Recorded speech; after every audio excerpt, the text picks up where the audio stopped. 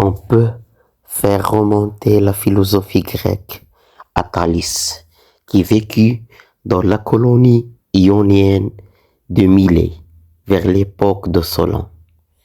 Platon et Aristote vécurent à Athènes au IVe siècle avant Jésus-Christ, c'est-à-dire après que la démocratie athénienne eut perdu la guerre contre Sparte. Nous proposerons une interprétation des principales caractéristiques de la philosophie grecque jusqu'aux sophistes, en soulignant l'importance du changement et de l'unité dans la diversité. Thalès aurait proclamé que tout est un, et ce serait le début de la philosophie.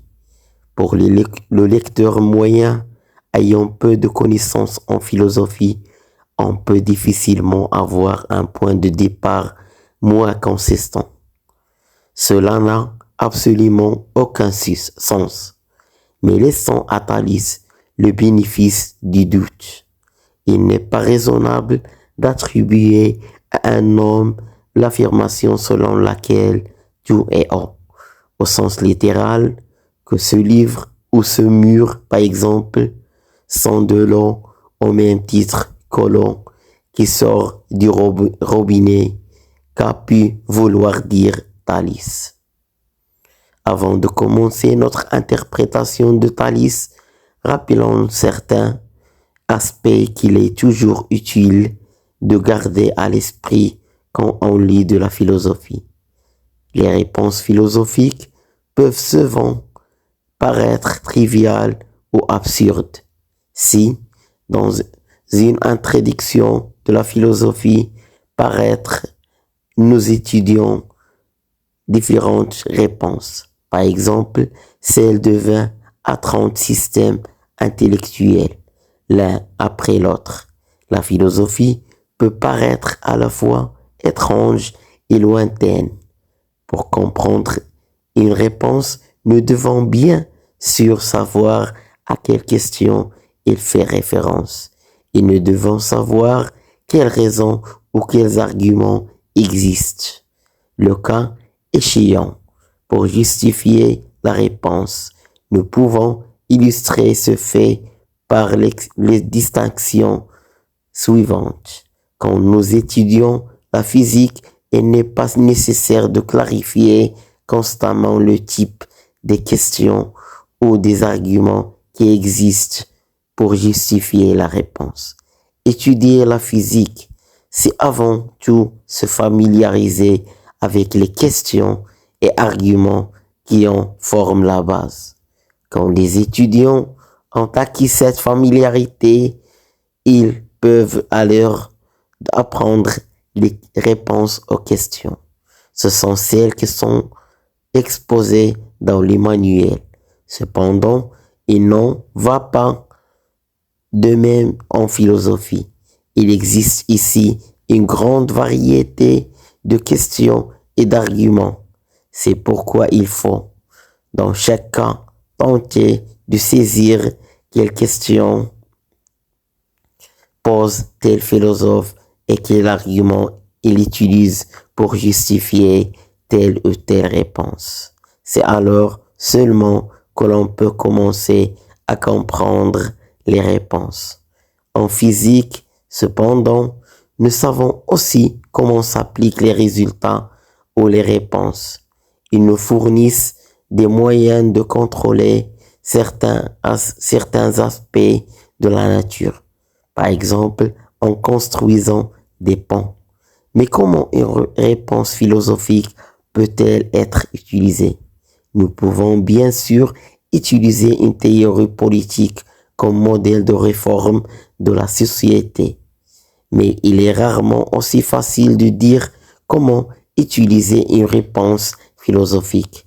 De manière générale, son importance ne réside pas dans le fait qu'elle peut être utilisée, mais dans celui qui nous permet de mieux comprendre les choses. En tous les cas, nous pouvons parler de différentes réponses qui ont des conséquences différentes. Une théorie politique, par exemple, aura des conséquences différentes selon que nous considérons comme de première importance, soit l'individu, soit la société. C'est pourquoi il est important d'être conscient des conséquences possibles d'une réponse philosophique. Nous devons donc garder 4 points à l'esprit: la question, l'argument, la réponse, la conséquence. La réponse est l'élément le moins important, du moins au sens où une réponse ne fait sens qu'à la lumière des autres facteurs. Ainsi, entendre Thalès déclarer que tout est eau ne semble pas très instructif. Prise littéralement, cette assertion est absurde. Nous pouvons cependant tenter de deviner ce qu'elle signifie en reconstruisant les questions, les arguments et les conséquences. Nous pouvons imaginer que Thalès s'est interrogé sur ce qui reste constant dans le changement et sur la source de l'unité dans la diversité. Il semble raisonnable de penser qu'il supposait que des changements ont lieu et qu'il y a dans tout changement un élément immuable qui est donc la brique avec laquelle l'univers est construit. Cet élément immuable, la matière première dont le monde est fait, est généralement appelé principe. Comme tout le monde, Thalès avait vu nombre de choses venir à l'existence et périr dans l'eau. L'eau s'évapore dans l'air et il se change en glace. Les poissons viennent à l'existence puis périssent dans l'eau et d'autres substances, le sel, le miel, s'y dissolvent. De plus, nous voyons que l'eau est nécessaire à la vie. Ces simples observations peuvent avoir mené Thalès à poser que l'eau est l'élément fondamental, l'élément immuable dans tout le changement ou transformation. Des questions et des observations de cet ordre rendent raisonnable de penser que Thalès concevait 2 états de l'eau: l'eau dans son état fluide habituel et l'eau dans un état transformé, c'est-à-dire sous forme gazeuse ou sous forme solide, comme dans la glace, la vapeur, les poissons, la terre, les arbres et tout ce qui n'est pas de l'eau dans son état habituel. Donc, l'eau existe en partie comme principe indifférencié et en partie comme objet différencié. Par conséquent, la composition de l'univers et la transformation des choses peuvent s'expliquer comme un cycle éternel de l'eau et d'autres objets de l'eau à l'eau. C'est une interprétation possible de Thalès, d'autres sont possibles.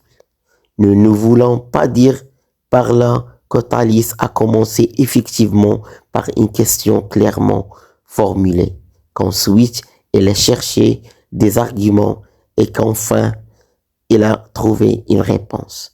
Ce n'est pas à nous de décider de ce qui est venu en premier dans l'ordre chronologique.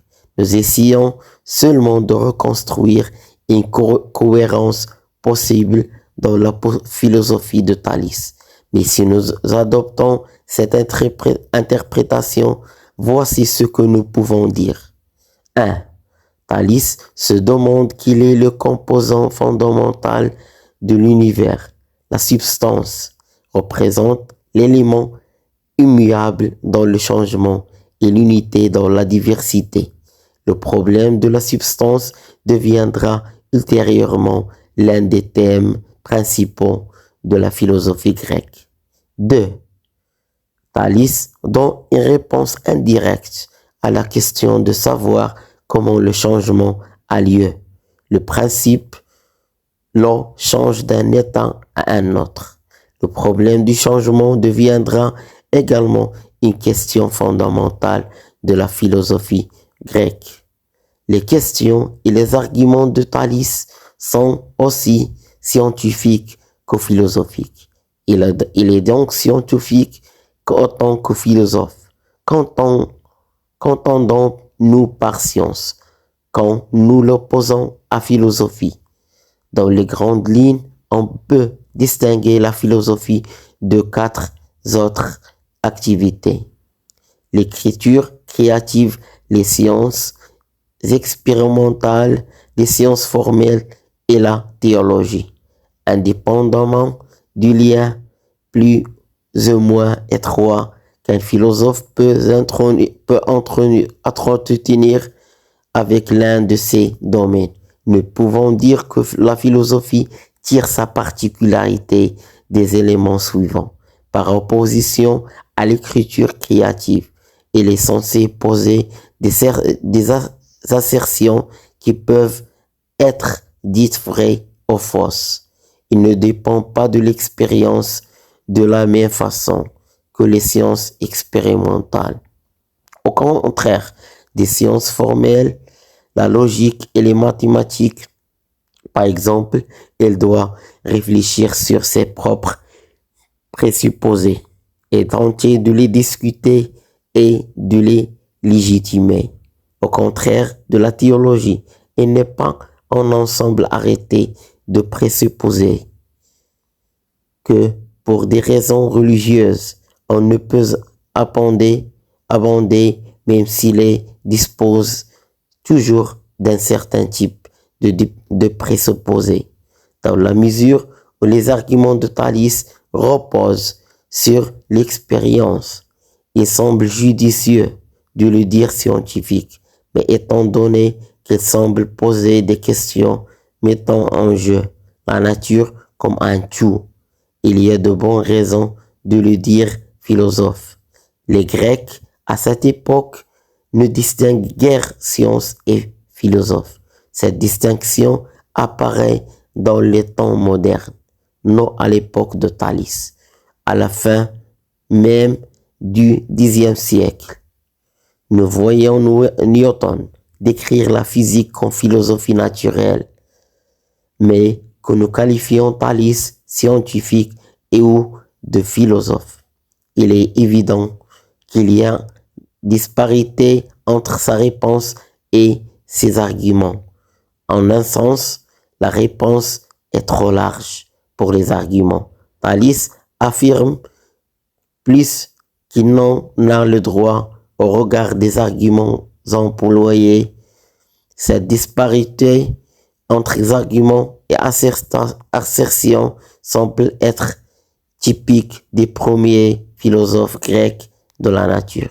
Même si nous devions choisir une interprétation raisonnable, il semble manifeste que les observations fondamentalement correctes que Thalès a probablement faites ne l'ont pas mené à la réponse. Mais l'importance de sa philosophie naturelle est toujours extraordinaire. Si tout est de l'eau sous des formes variées, alors tout ce qui a lieu, tous les changements peuvent s'expliquer par les lois s'appliquant à l'eau. Et l'eau n'a rien de mystique. Elle est tangible et familière, quelque chose que nous voyons, que nous touchons, que nous utilisons. Nous avons un accès direct à l'eau et à ses modes de comportement. Nous avons affaire à des phénomènes observables.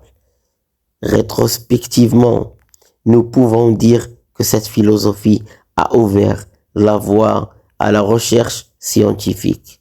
Les chercheurs doivent avancer des hypothèses sur la manière dont l'eau se comportera et voir alors si elle résiste. En d'autres mots, nous pouvons dire rétrospectivement que ce fut une base pour la recherche scientifique expérimentale.